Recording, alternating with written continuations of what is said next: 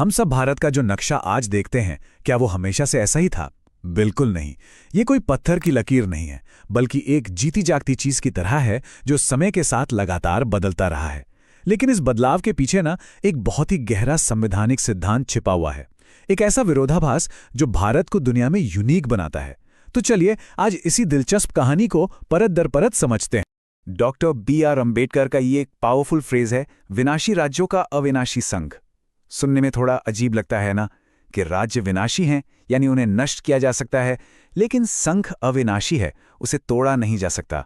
इसका आखिर मतलब क्या है? इसका सीधा सा मतलब है कि पूरा देश यानी भारत एक यूनिट है जो कभी टूट नहीं सकता, लेकिन उसके अंदर जो राज्य हैं, उनकी सीमाएं, उनके इलाके, यहां तक कि उनके नाम भी बदले जा सकते हैं।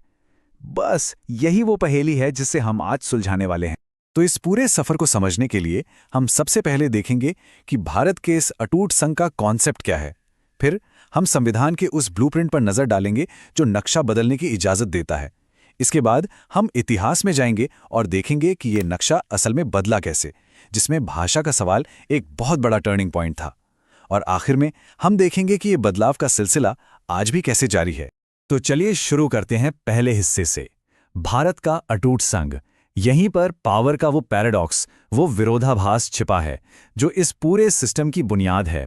हमारे संविधान का जो सबसे पहला आर्टिकल है, आर्टिकल 1, वो कहता है कि इंडिया यानी भारत एक यूनियन ऑफ स्टेट्स होगा।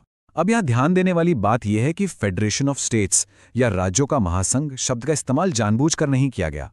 ऐसा क्यों? क्योंकि फेडरेशन या महासंघ आमतौर पर राज्यों के बीच एक समझौते, एक एग्रीमेंट का नतीजा होता है, जबकि भारत का संघ किसी समझौते का नतीजा नहीं है।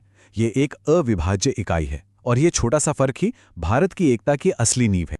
अगर हम अमेरिका से तुलना करें तो ये फर्क और भी साफ हो जाता है।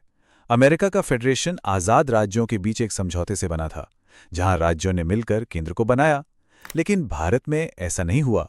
यहां राज्य किसी समझौते से नहीं जुड़े हैं और इसीलिए किसी भी राज्य को देश से यानी संघ से अलग होने का कोई अधिकार नहीं है। यही वो चीज है जो भारत को एक अविनाशी संघ बनाती है। अच्छा, तो अगर संघ इतना अटूट है तो फिर राज्य विनाशी कैसे हैं? ये कैसे मुमकिन है? इसका जवाब हमारे संविधान के उस ब्लूप्रिंट में छिपा है जो संसद को देश का नक्शा बदलने की एक्स्ट्रा ऑर्डिनरी पावर देता है। चलिए देखते हैं कि ये सिस्टम काम कैसे करता है। संविधान में इसके लिए दो खास आर्टिकल्स हैं, आर्टिकल 2 और 3।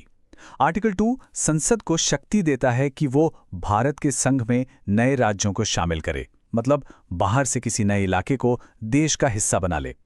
वहीं आर्टिकल 3, जो कि बहुत ज्यादा इस्तेमाल होता है, वो देश के अंदर ही राज्यों के पुनर्गठन की यानी इंटरनल रीएडजस्टमेंट की पावर देता है।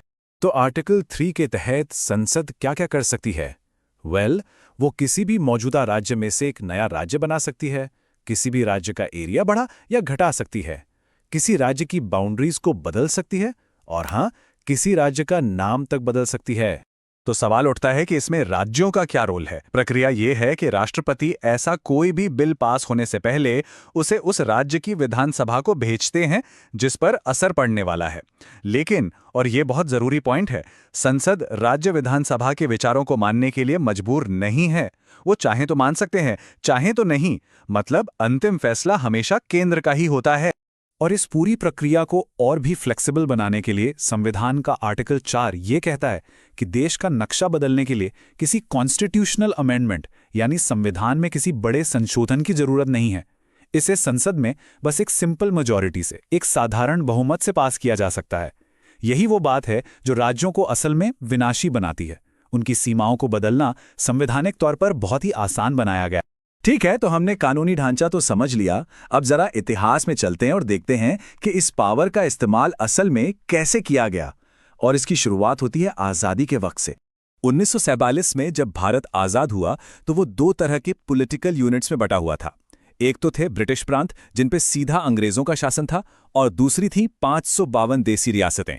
सोचिए जरा, 552 अलग अलग रियासतें, इन सबको एक देश में शामिल करना एक बहुत बहुत बड़ा काम था और इसी ने भारत के शुरुआती नक्शे को आकार दिया। एक बार जब ये रियासतें भारत का हिस्सा बन गईं, तो राज्यों को फिर से ऑर्गेनाइज करने की एक नई लहर उठी और इस बार मांग का आधार था भाषा। ये भारत के नक्शे के इतिहास में एक बहुत बड़ा मोड़ था। इस सवाल पर विचार करने के लिए एक के बाद एक कई कमीशंस बने।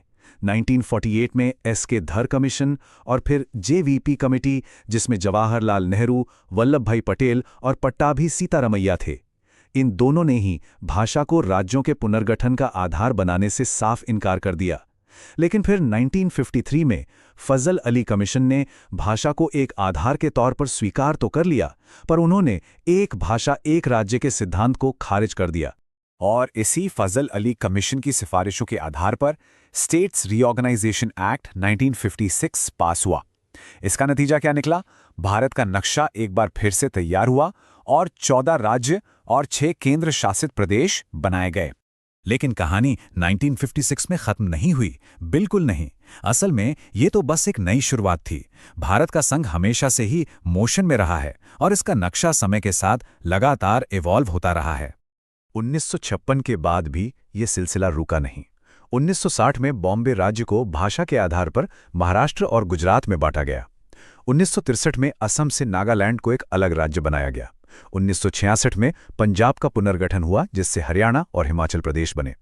यह सफर आगे बढ़ता रहा। 2000 में छत्तीसगढ़, उत्तराखंड और झारखंड बनाए गए। फिर 2014 में आंध्र प्रदेश से तेलंगाना अलग हुआ और हाल ही में 2019 में जम्मू और कश्मीर राज्य को 2 केंद्र शासित प्रदेशों में पुनर्गठित किया गया।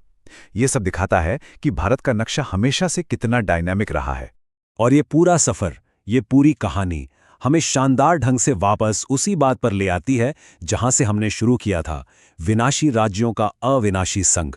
संघ हमेशा अटूट रहा, लेकिन उसके अंदर के राज्यों की सीमाएं, उनके नाम और उनकी संख्या लगातार बदलती रही। और यही भारत के यूनिक कॉन्स्टिट्यूशनल स्ट्रक्चर का सबसे बड़ा सबूत।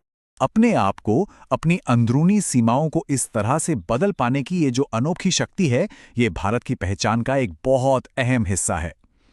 पर सोचने वाली बात यह है कि इसका भारत की एकता और उसकी विविधता के भविष्य के लिए क्या मतलब है।